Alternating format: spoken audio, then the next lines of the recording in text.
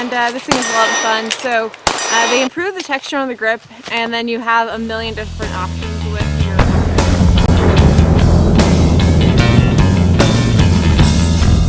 with the Smith Wesson M&P 2.0 Compact. Credit to Military Arms Channel. We're doing our full mag +1, and I want to see if that side release works on the other side. So here's our one. Well, side release worked, and our full mag. See how it runs. Needed a little extra assertion to get in there.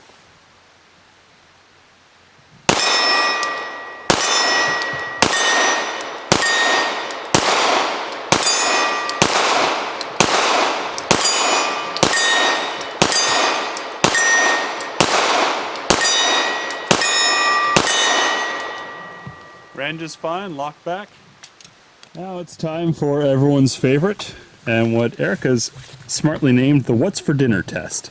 We're going to start off with some heavyweight, 158 grain, then we've got 147 hollow point, 124 hollow point, 115 steel case, 115 hollow point. Then we move into lighter stuff down here, 100 grain low recoil, 92 grain, 84 grain, 65 grain, and a 65 grain lead-free using zinc. Let's see how she does. So we're going to start with the PPU 158 grain. See how it likes it.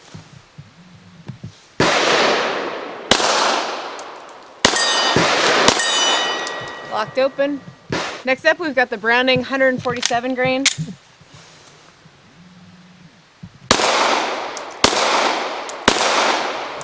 Locked open, ran just fine. Okay, so we've got Spear 124 grain.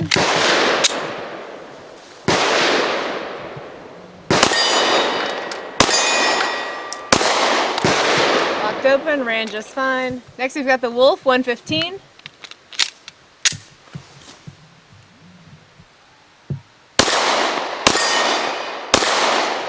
Ran just fine.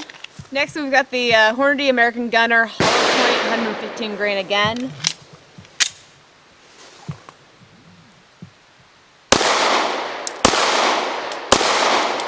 Ran just fine. Look. All right, so now we're moving into the light for the load ammunition. We're going to start with the Hornady Critical Defense Light. Check these things out. Super, super short. So it'll be interesting to see if they actually go.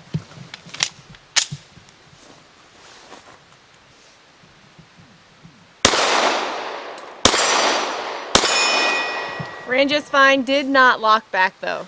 All right, 92 grain Fiocchi.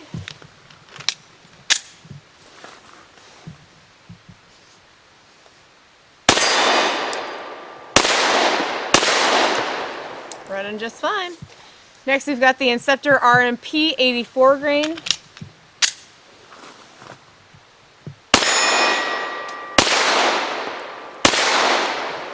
Just fine. So we're sticking with the Inceptor R&P this time where it's only 65 grain.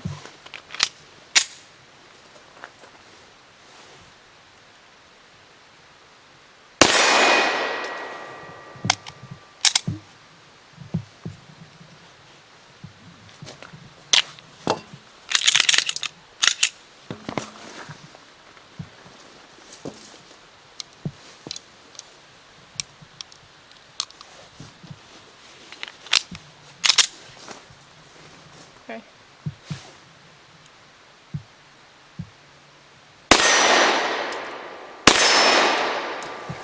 Alright, so one quick malfunction, but those last two ran just fine and it locked open. Alright, so this is a Liberty ammunition. It's a 65 grain as well, but it's a higher velocity than the last one that we tried, so let's see what we get.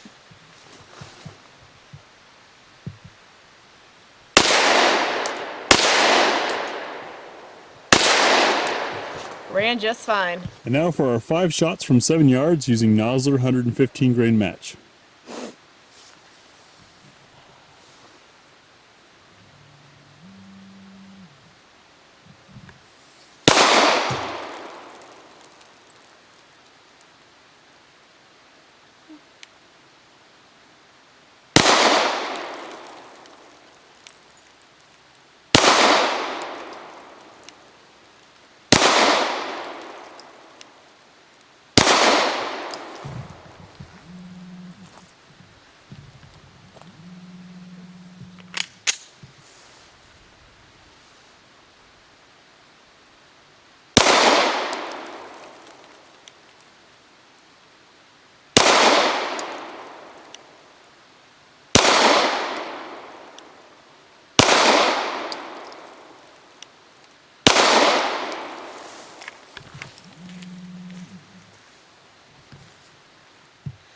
Alright, so out with the MP M2 Compact, and this thing is a lot of fun. So they improve the texture on the grip, and then you have a million different options with your backstrap. So the texturing is almost on the too abrasive side. If you were out shooting this quite a bit at the range, I could see it maybe eating your hand up a little bit. But what is nice is that you have a ton of options to make sure that you get the perfect fit in your palm, and this is a pretty easy to change out system, so that's pretty cool. Everything is pretty much within within grab here. Now this isn't the backstrap that I used, but you can still get to the mag release, easy enough to get to the slide release. The trigger is quite nice in this, good reset. They added these front serrations for your press check. They probably could have done a little bit more there, but it's not the end of the world, and then you've got this nice little rail. Overall, great little option for carry or whatever you need it for.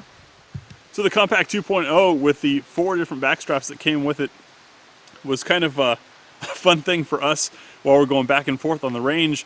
We literally had a his and hers backstrap. Erica has smaller hands, she went for the small one. I've got larger hands, went for the medium large today for the shooting, and it was so quick and easy to swap out that it was, you know, no fuss at all to do it in between shooting iterations. So in that sense, I think it adds some versatility that we haven't seen on other guns with the swapping backstraps, in that you can have one gun between the two of you, take it out, and both enjoy it. Other than that, functionality was great, accuracy was good. It seemed to like most ammo.